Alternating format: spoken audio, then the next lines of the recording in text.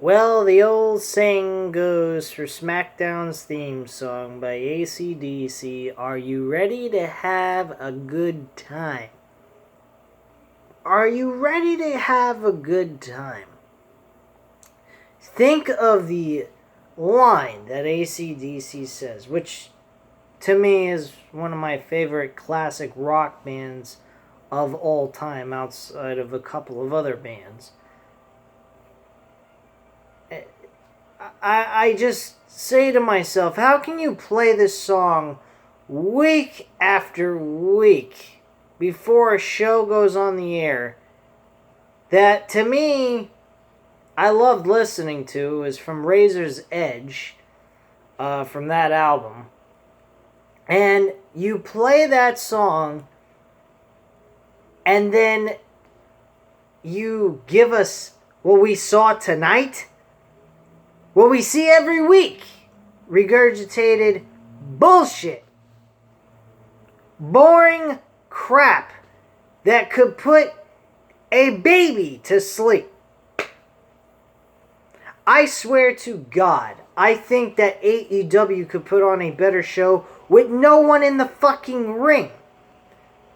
Literally, you could look at the ring and be more entertained by an AEW ring than watching Smackdown here tonight. This show was god awful. A fucking zero. A zero. Even with the Aegis Styles versus Matt Riddle for the WWE Intercontinental title match.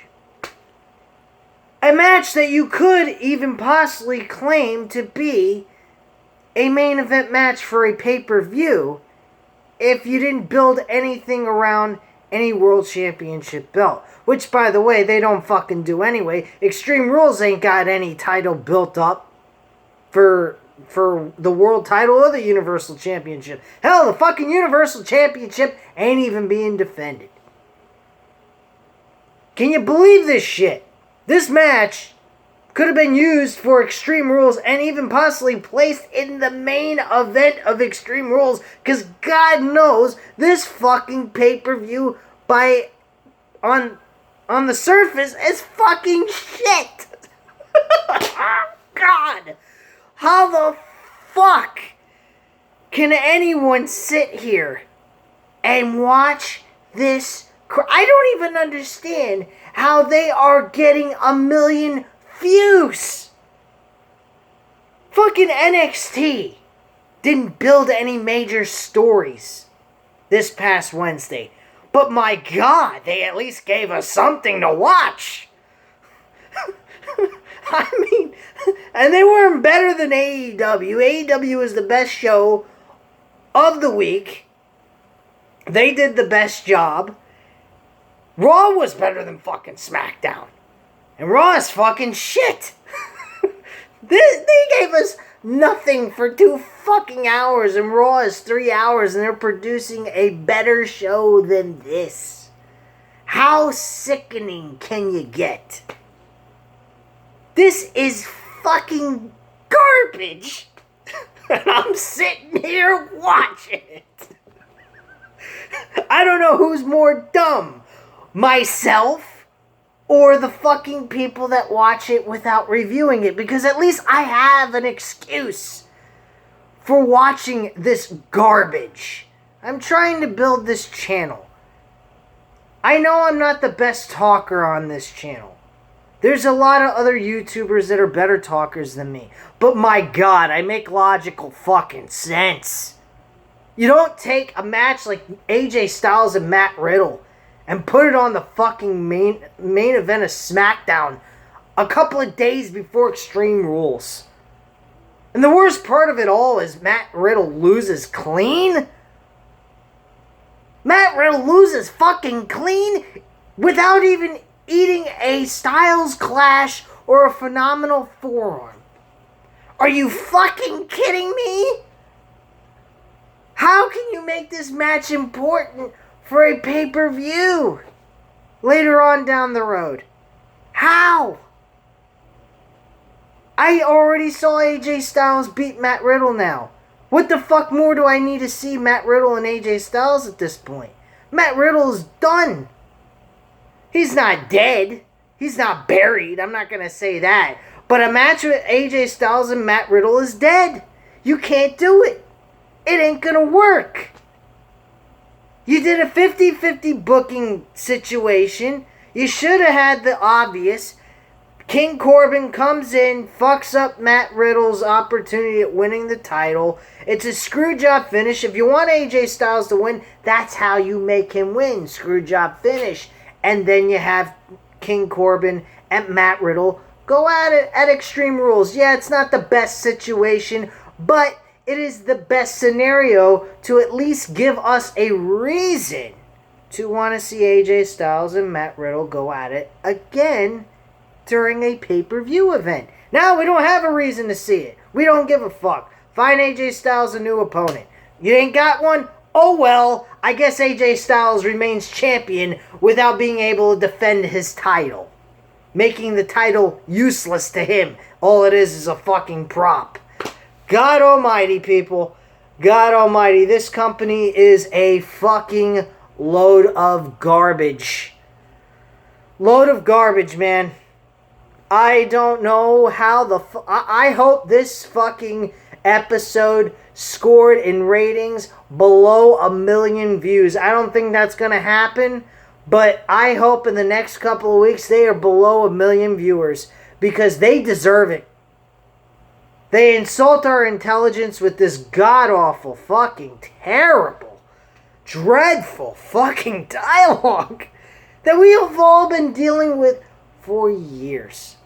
Since 2010, we have gotten worse and worse dialogue year after year after year after year with garbage. 10 fucking years of this scripted, regurgitated crap.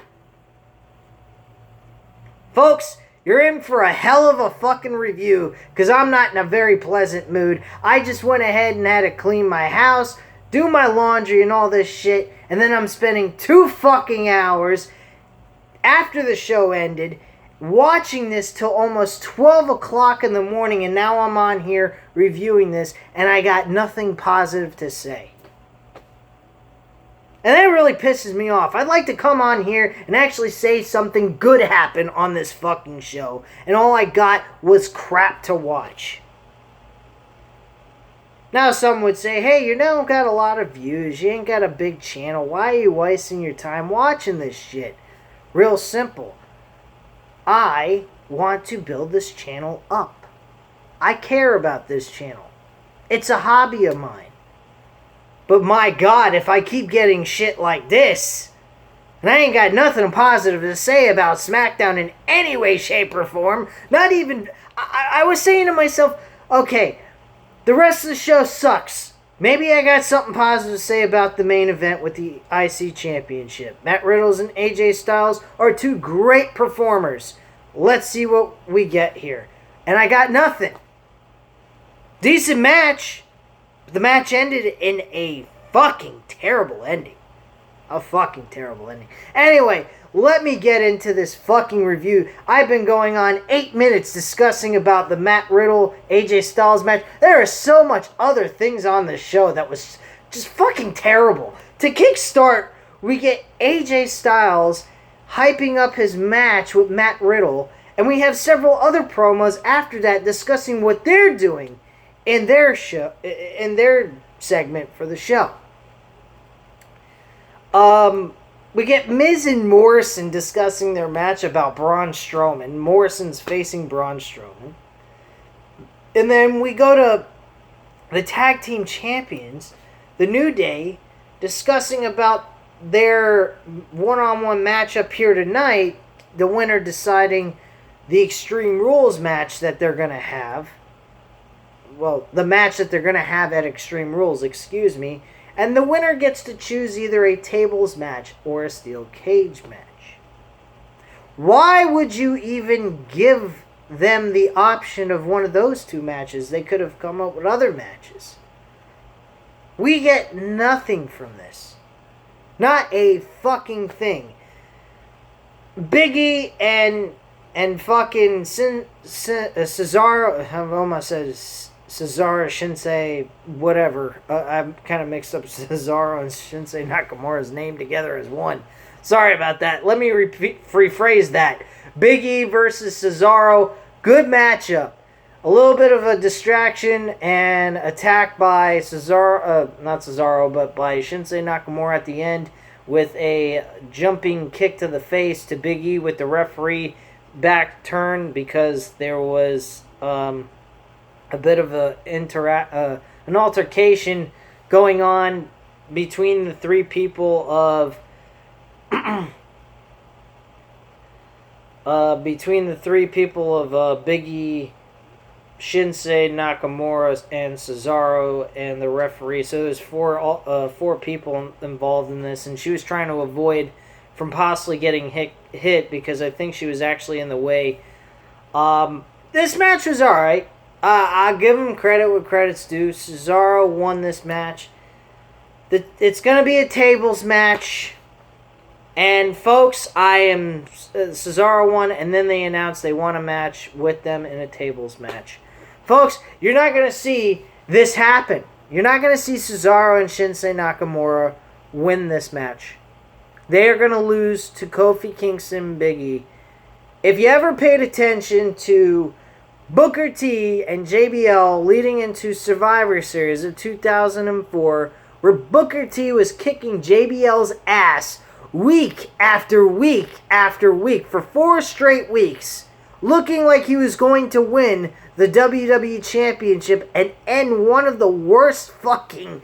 I mean, he was a great heel as champion, but the way he won the title and the way he retained the title after every defense was just terrible. He was a weak champion. He didn't come across like a guy that was going to be someone who could actually make you believe he was going to be a long-term champion. He only lasted up to WrestleMania 21 where he lost it to John Cena.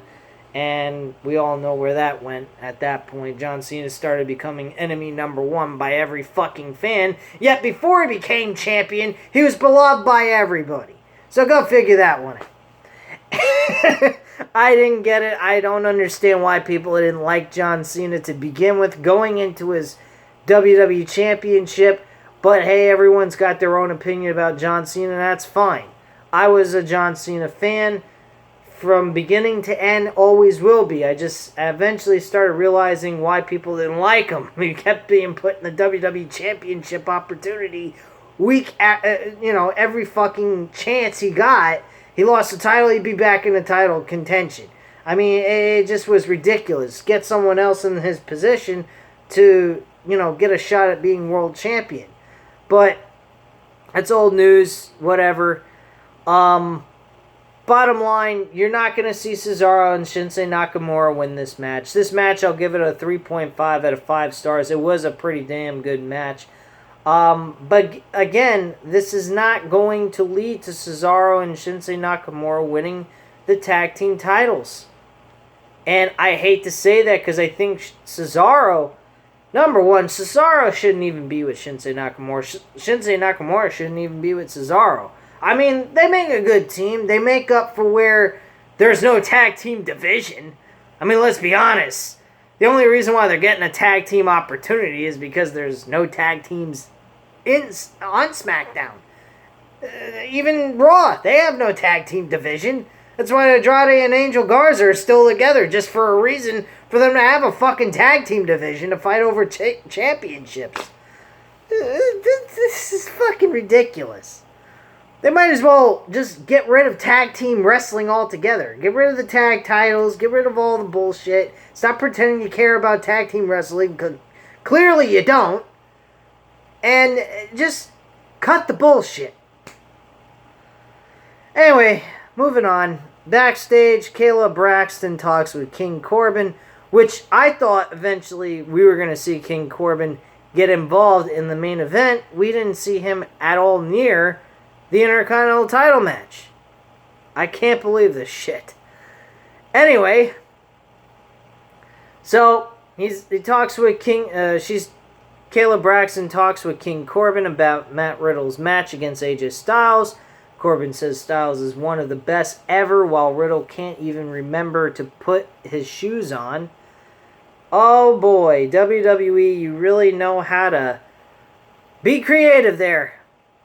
Just take shots at Matt Riddle because he doesn't wear shoes to a match. Oh, whatever. Anyway. So Corbin admits Riddle is ambitious. Thinking he should go after the biggest names is the right way to go. But he's going to get burned from doing this. Corbin says once Styles takes him out, people will see the bro is a little boy. Really? That's the dialogue you use. He's the bro is a little boy. Oh dear God. I honestly want to say this. If any of you are watching this stuff, watching Smackdown, watching Raw, I hope it's because you do the same thing I do. You do reviews, you're trying to build your YouTube channel. And you do this because you love wrestling. Because if you watch this on a regular basis just for the sake of watching it, you're a fucking idiot. Seriously. There's nothing here to say anything positive. Not a fucking thing. I mean, NXT is not building any great storylines, but at least we're getting some good wrestling. Raw this past week. Storylines suck, but the wrestling was good. It was decent. It was entertaining in some shape or form.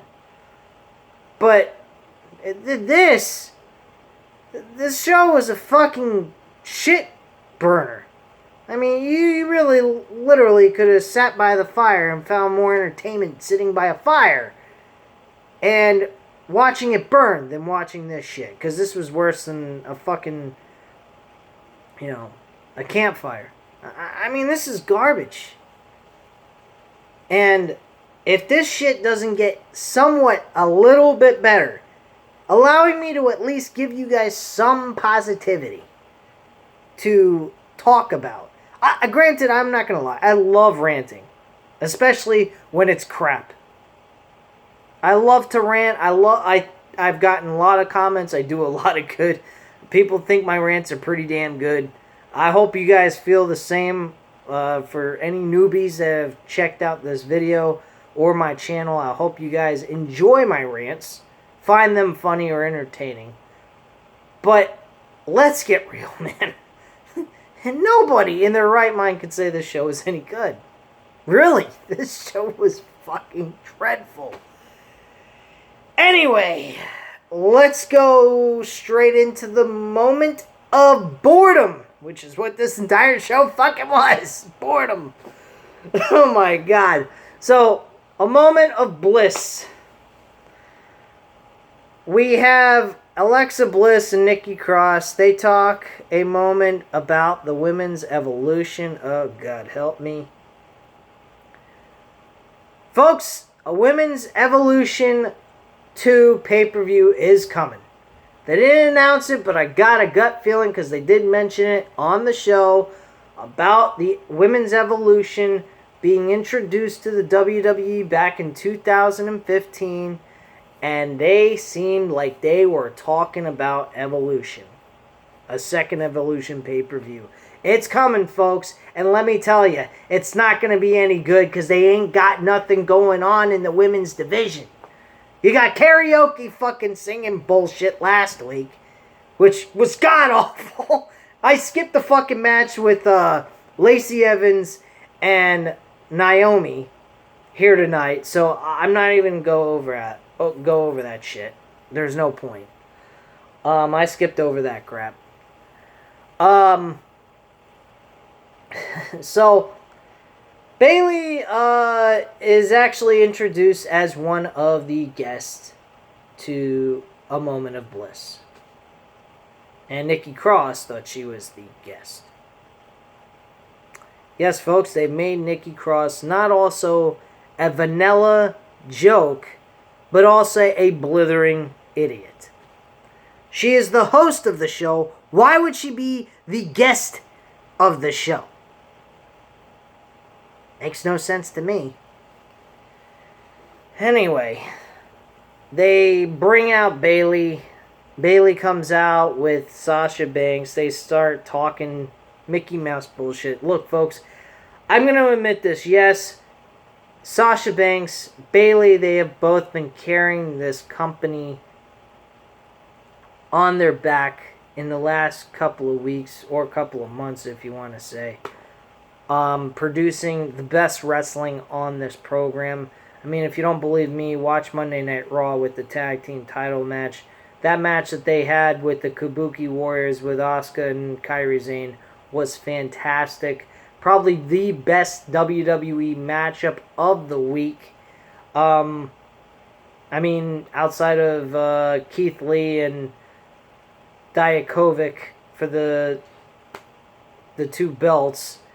I mean, they did an outstanding job, those women in that tag team matchup. I gotta give those two chicks a lot of credit for where credit's due. This was garbage. I mean, they just start talking, and then Alexa stops her and says, "Hey, look, you know, you're not the only guest I was gonna bring out."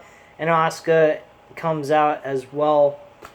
And out of nowhere, we have a brawl take place. And when we come back from commercial break, we get Asuka and Nikki Cross versus Sasha Banks and Bayley. Same regurgitated bullshit, repetitive, motionless bullcrap that we usually get. We have an attack during a promo, we get a match between the two people. Whatever happened to doing a promo, have a brawl, and end it at that, and move on to the next segment? Why is it every time that there's a brawl during a promo, there has to be a match after commercial break? It is so fucking... It's just, you know, it's repetitive. It's like very predictable. Oh, we'll just have a brawl. Oh, time for a match. We're going to make this a match now. So, you guys have a match and do the same shit. Bayley wins this match with a schoolgirl pin with her legs on top of the rope, screwing them over and winning the match. Nikki Cross has been losing every time she goes into these matches leading into this pay-per-view. I don't see Bayley losing the title. I highly doubt that. If that happens, I don't know what I'm going to say about that, because I think that would be god-awful bad booking. Really, that would be the biggest mistake they could possibly make. Backstage, Miz is trying to tell Morrison that Braun is not so big and bad and scary. Oh, God.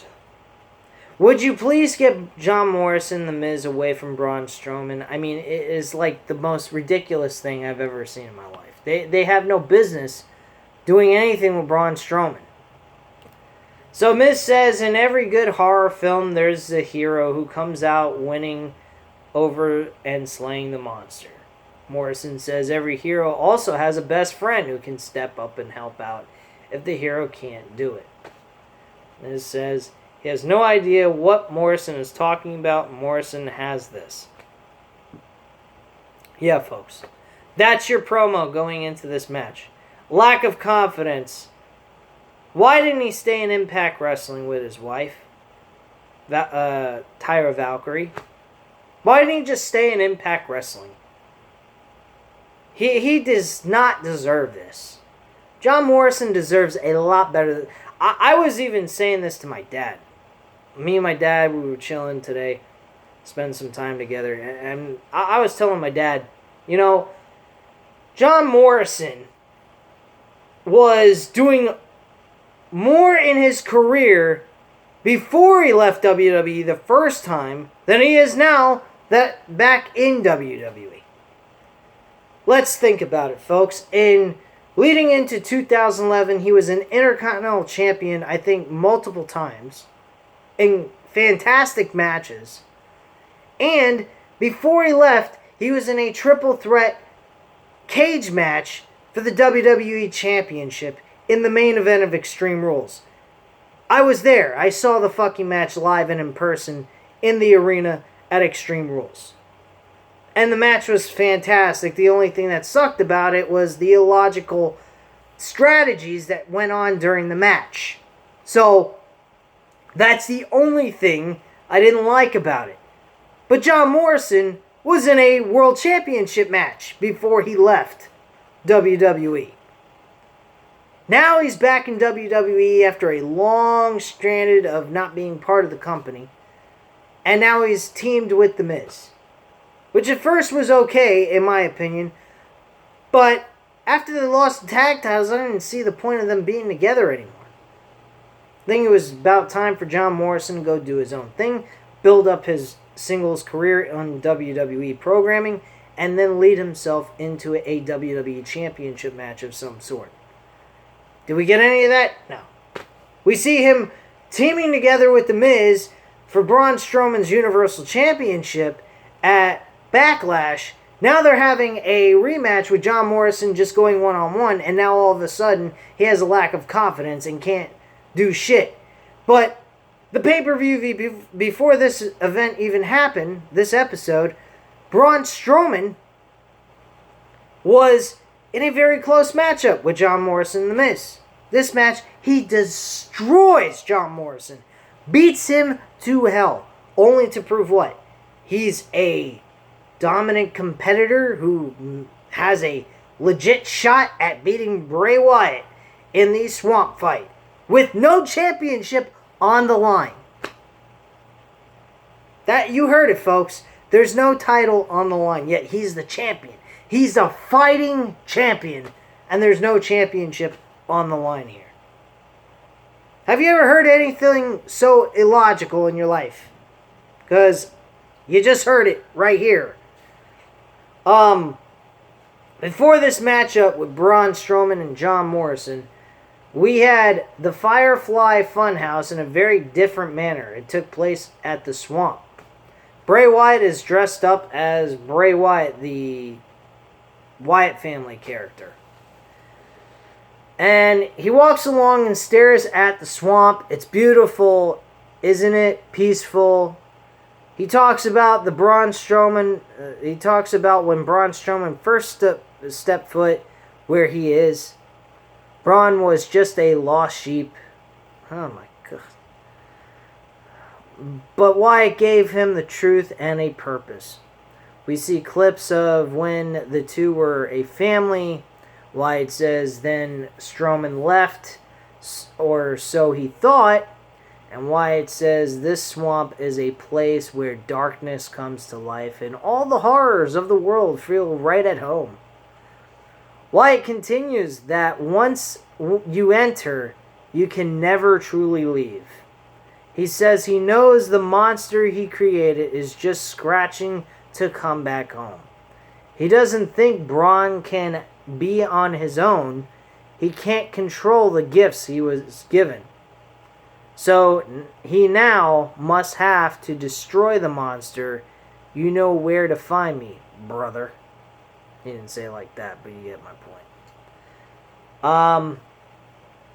I will say this. Braun Strowman's character, or not Braun Strowman, Bray Wyatt's character, I love the way he manipulates and psychologically fucks with every character he comes in contact with. He literally changes everything about them, which to me makes the character that entertaining. And you see it later on, which was god-awful. It was god-awful, okay? Let me just get into it. After the match, Braun Strowman beats John Morrison. He talks about what he's got to do. So, Braun wants to talk some more. He actually talks beforehand, before the match, destroying John Morrison. So he talks some more and he says he hopes Bray was watching because he's coming home. This was all a ploy to make Braun Strowman look like a big tough guy going into The swamp fight. Oh boy. Oh God. Braun laughs some more and heads to the back. In the ring, Miz calls out for medical help and some run out with a stretcher. Morrison doesn't want it and Miz helps him out of the ring. And Lacey Evans comes out, and you guys know I skipped that match, so I'm not going to even discuss it. There were some other things he did mention. I thought it was mentioned after the match was over, but he mentions it beforehand. He basically goes on to... He gets on the mic and says there's a time when a man has to grow up and face his fears. He's going to do that this Sunday when he walks through the gates of hell and smacks the devil in the face. Braun says the last thing he wants is Bray Wyatt turning into the Fiend because it's everything that embodies what's bad about him. All of his demons. And he needs to destroy Wyatt before Bray destroys him. Braun was extremely intense throughout that quick promo as well. And that's very true. He came across good with the intensity. But his acting needs some fucking work. Because he came across like a fucking idiot. I love the intensity. But it wasn't him, man. This is the problem with the fucking dialogue of these scripts. They need to go back to what they used to do with the older wrestlers. Give them a direction. Tell them where the direction of the promo needs to go. And let them do the rest. That is all the creative needs to do for a promo. The promo should be sold by the wrestler. They are the salesman giving you the story and selling you on it. The only thing a creator should be doing is pointing the direction of where the story should be going. That is it. Simple as that. This is god-awful fucking dumb bullshit. And I keep repeating myself over and over again. I understand I might sound repetitive, but seriously, guys, how dumb can you get with this shit? Give these guys something to work with. Let them be flexible. Give them the capabilities of using their own creativity in their heads. Just give them the direction. Let them do the rest. If you can't trust them to do their job, then there's no need for them to be on your show. That is the point of being a wrestler. Creating a story. Creating charisma. Making yourself seem bigger than what you would normally be as a normal human being. We're trying to create bigger than life characters. Let them do that. That is their job. That's what they're supposed to do. You're not sure as hell doing it anyway with the crappy dialogue you're giving these people. So give them enough credit to trust them to do it. And if you can't do it, then don't fucking have a show. Get rid of it. Sell the fucking company, Vince. For God's sakes, give us wrestling fans something to desire. You don't make us desire anything except want to see it burn to the fucking ground because you give us garbage. You're a fucking idiot for doing that. And you used to be a creative genius, and now you're just an old fucking dumbass who won't allow or trust. You don't trust any. Clearly, Vince McMahon don't trust anyone to do their job correctly. And why he hires them is beyond me. That's why I'm saying, sell the fucking company. You don't trust your workers, then don't work. Don't have them. Fucking just sell it to someone else who would. I mean, it's fucking ridiculous. This all the hard work that his old man did, his father, is getting torn apart week after week with this terrible shows. These terrible fucking shows. If Vince McMahon Sr. was alive, he'd punch his son right in the fucking face. I really believe that. His father used to create wrestling. That's the point of this fucking shit. And he's ashamed of the word wrestling. This dumb motherfucker. Lacey Evans versus Naomi. Lacey Evans wins. I don't even fucking care. Didn't even watch it. Like I said, I skipped it. Let me see if I missed anything else, because I think it just goes straight into... Oh, yeah. We get another thing. Jeff Hardy gets a backstage interview, and he gets kicked in the fucking face going into their bar fight match this Sunday. Kayla talks with Jeff Hardy about Sheamus's taunts to Hardy.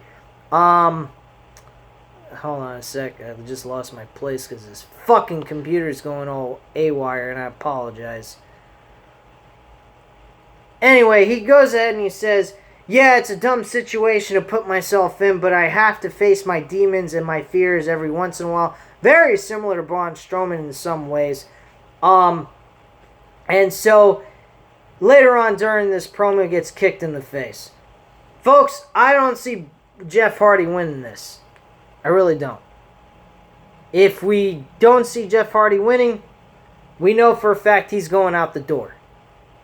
There's no redemption story for Jeff. This is just a way of making fun of Jeff Hardy as he walks his way out of the company. That's all this is.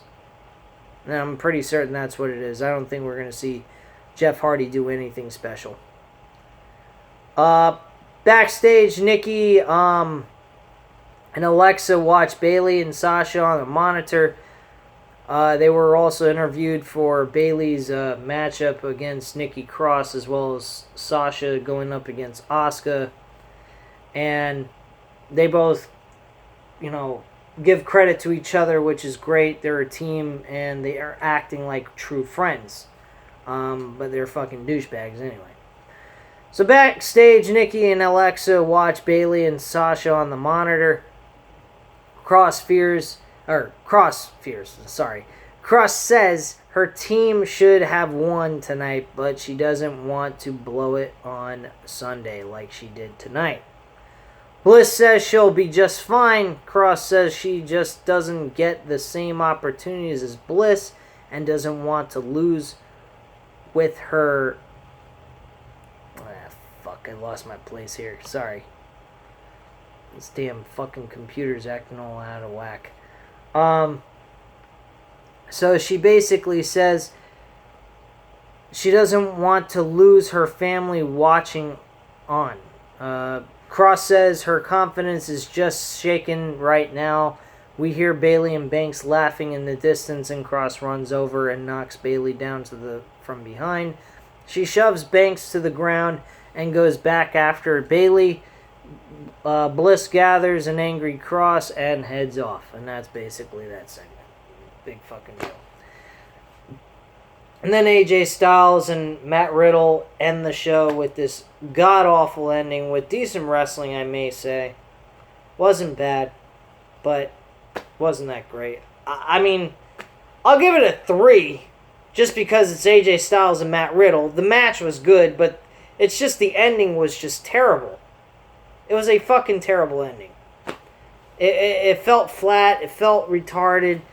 It doesn't give me any reason to care to see these guys compete now over the title at a pay-per-view event in any way, shape, or form. They just pretty much threw this at us and gave it to us for free, which I don't really have a problem with it too much. And the reason why I'm hesitating is because in some instances I should be looking at this as a manner of I should care about this being as important as possible and being on the right show for this to be a meaningful ending or a meaningful result of these two. So a disqualification, an interference by King Corbin would have been more suitable and give us a reason to see this match later on in the future towards a pay-per-view like SummerSlam or something of that kind of nature. But now that there actually was an ending, does anyone really care to see this happen again? I don't think so. It's not going to feel special. It's not going to be that important. It's going to be something that they're just doing a rematch over because Matt Riddle earned another shot. I just don't care. It really doesn't matter to me now. We got to see it. It's over. It's done. They're good in the ring. They're not bad. And that's it. That's all there is to be said. Anyway, guys, that's all I have to say at this time. Leave your comments and opinions down below. I know this was a long video, so I apologize. It was a long, drawn-out rant, but it had to be done. Hit the like button if you like this video, and definitely subscribe to the channel if you're not subscribed to the channel at this time. Thank you very much for watching, and have a great night, guys. Bye.